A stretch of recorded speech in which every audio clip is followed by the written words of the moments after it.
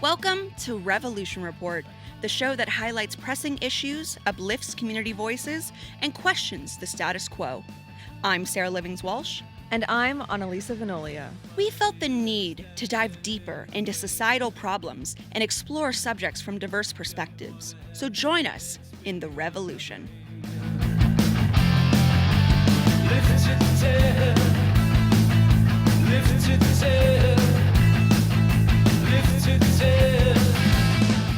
This week on Revolution Report, we wanted to go over different ways that the Trump administration is getting pushback, both by the courts and by the people.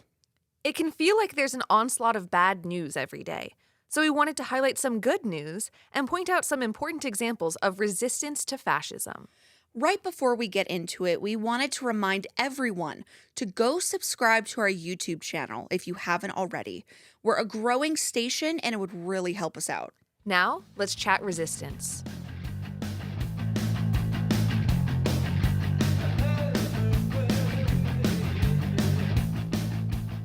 To kick us off, let's start with a global lens. Revolutionaries, you may remember that we've touched on Palestine and also international courts needing to take action on what the United States is doing in a previous episode.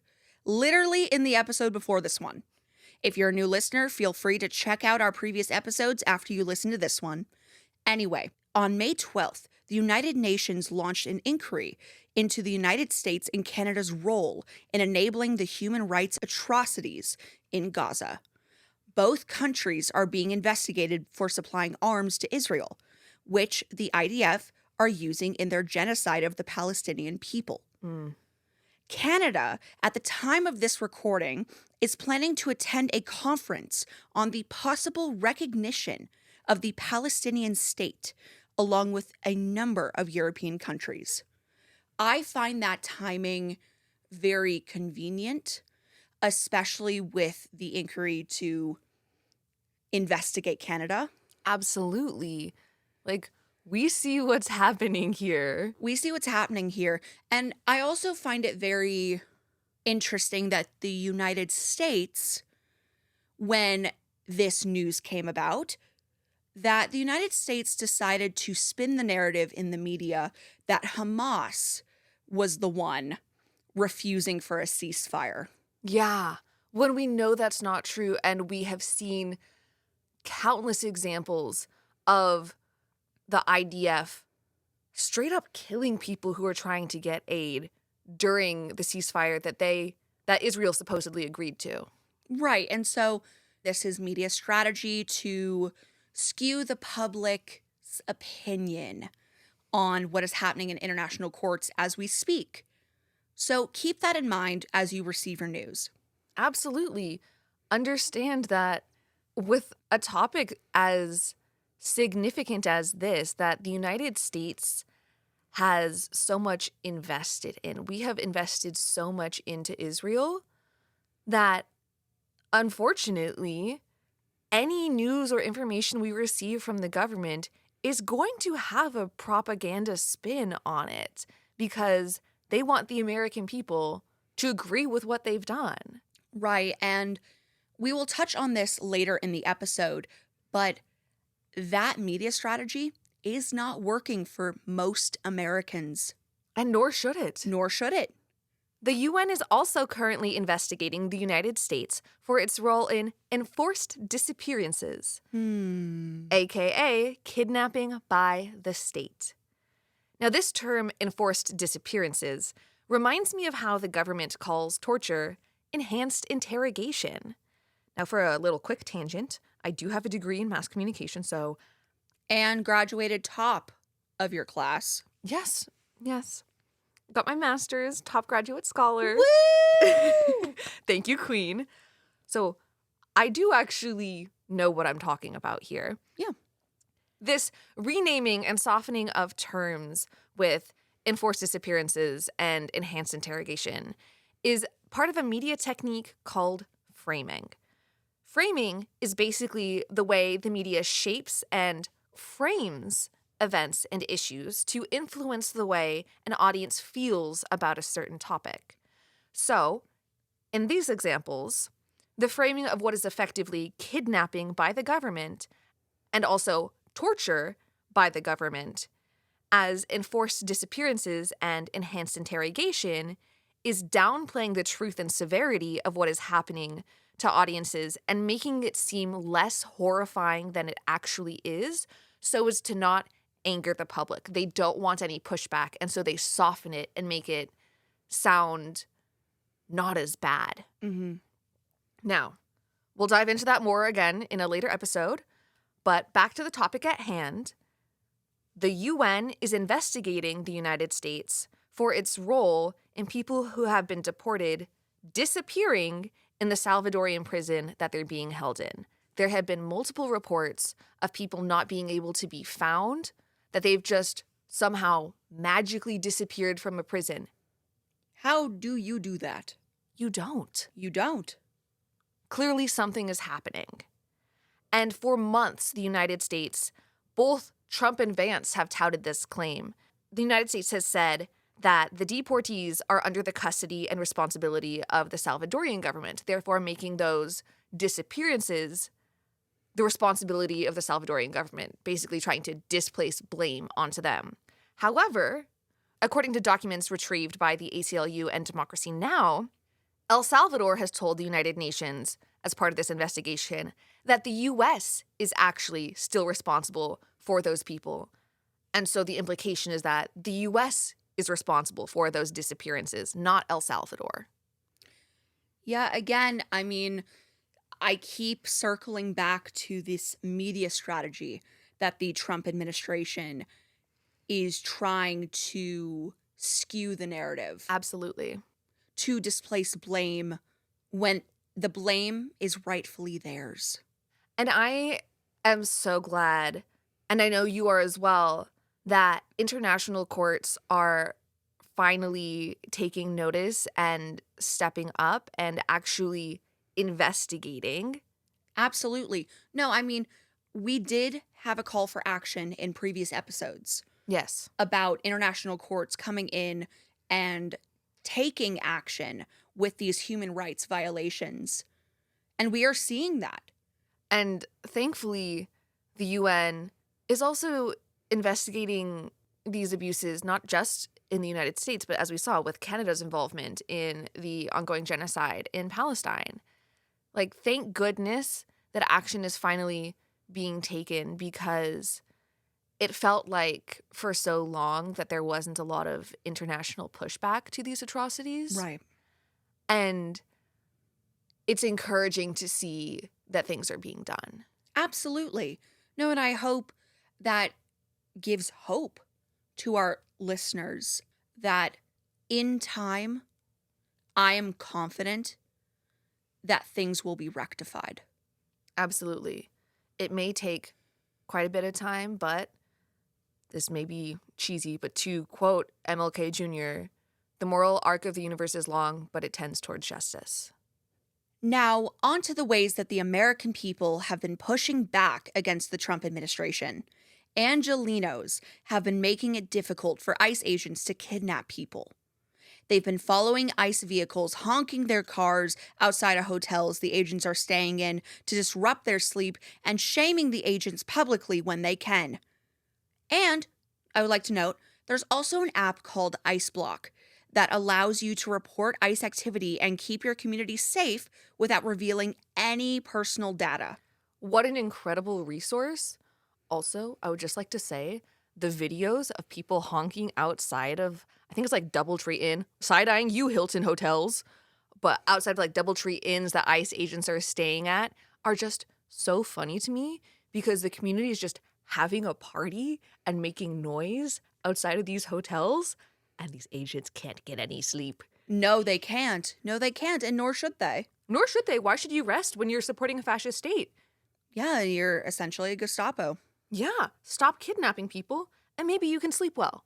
Agreed. No, and I would like to point out that ICE Block did go to #1 in the App Store for a long time. Snap, snap, snaps. Actually, and so keep that up. Yes. Keep up resistance. Angelenos, you're doing a fabulous job. Let's go that one girl who's been chasing down ICE vehicles and just following them so they can't stop and actually pick up anyone. They fear her. As they should. Yeah, and this is community care. If you are not able to get into the streets, if you are not able to protest, if you're not able to do any of that, you can download Ice Block. Yeah. And you can let your community know. Absolutely. Just do your part. Do your part. And something that's been giving me hope is that Trump's own base is pushing back against the way his administration has been handling the Epstein files. Republican lawmakers who have typically backed Trump have even called for the release of the files. The Trump administration obviously doesn't want to release the files because Trump is in them, which an inside source from the FBI has confirmed. They're redacting information from the files, and Pam Bondi, Trump's attorney general, is engaging in negotiations with Epstein's girlfriend to try and clear Trump's name, but it's all so transparent. And on July 23rd, the House Oversight Committee approved a motion to subpoena the Justice Department to release the Epstein files. How convenient. The party that is all about protecting children. You voted no to release the Epstein files. What does that say about you? Oh, they've never cared about children. No, that's my point. And I think a lot of Republicans are waking up to that fact. The voters are waking up to the fact that maybe the party that they're in hasn't been doing what they say they were going to do. And thank goodness that they're waking up, because that was something that Trump promised in his election campaign, is that he would release the Epstein files. And here we are, how many months in since he's been inaugurated? Where are they? And his own base is turning on him very, very hard, and as they should. As they should. This is deplorable. People in office have gotten completely removed from office for lesser things than being on an Epstein list. Yes. Look at Bill Clinton. Yeah, so, what's the excuse here? Something to think about.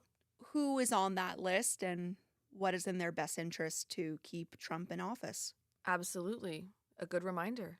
Yeah, and also something I did want to bring up is Mike Johnson, Speaker of the House. This was ridiculous, by the way.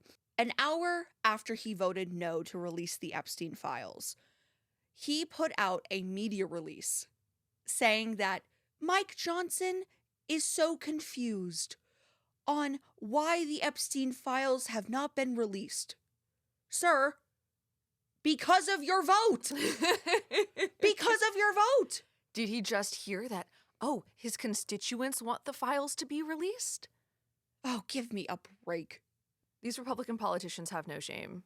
Yeah. No shame. And their base, it seems like, is at least in some ways waking up to that.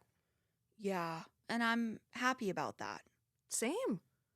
It gives me some degree of hope, that they can push back. And Trump is feeling the weight, because if you see every other day, it's a distraction in the media. Let's talk about it. Let's talk about how he's trying to convict Obama. Yeah. And he's throwing accusations at Kamala Harris and Beyonce and just all of these things. It's such a clear distraction. The people want to know what's in the files, and he said, "Look over there," while he runs away. Absolutely ridiculous. Keep putting pressure on him. And we are seeing the cracks starting to form. And we love to see it. We love to see it. In fact, Trump's approval ratings have gone down. According to MSNBC, his overall approval rating is only 37%. We love to hear it. And he's losing the support of the independents with only 29% approval from them. His disapproval ratings on his big issues, immigration and the economy, have grown as well. 62% of Americans disapprove of his handling of immigration, and 62% disapprove of how he's handling inflation. Clearly, the majority of Americans do not support Trump. Just because his base is loud, getting into comment sections when no one is going to talk to them. Including ours. Including ours. We see you. We don't care. Just because they're loud, first of all, doesn't mean they're right. Yeah. And second, you don't have a popular opinion. Correct. You are not the majority. This is an unpopular take, unpopular opinion. Yes. And it should be. Just because they're banging pots and pans and yelling at the top of their voices doesn't mean that they are representative of all of America. And thank goodness that they are not. Yeah. So, oh well. Oh well. And we just love to see his approval rating go down and down. Again. And going back to that resource that we mentioned earlier, we wanted to recommend in this episode the Ice Block app. It's a really useful app that you can use to report any ICE activity and help keep your community safe. We'll have the links to versions of the app for both iPhones and Androids on our website, handballcartradio.com, and just listen to this parting message. Let's keep resisting, and let's keep doing our job to fight back. Agreed.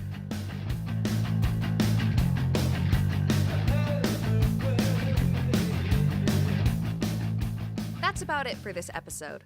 We hope it was a good reminder that people are fighting back against fascism, both here in the US and globally. As always, the resources we discussed will be linked on our website, handballcartradio.com, and you can also follow us on Blue Sky at Handball Court Radio. And you can follow me there at Sarah Livings-Walsh. I'm there as Not Like Mona Lisa. If you're watching on YouTube, make sure you like, subscribe, and share so you don't miss our content. And don't forget to rate, review, and follow us on Spotify or Apple Podcasts. And with that, I'm Sarah Livings-Walsh. I'm Analisa Venolia. And this has been Revolution Report. Well,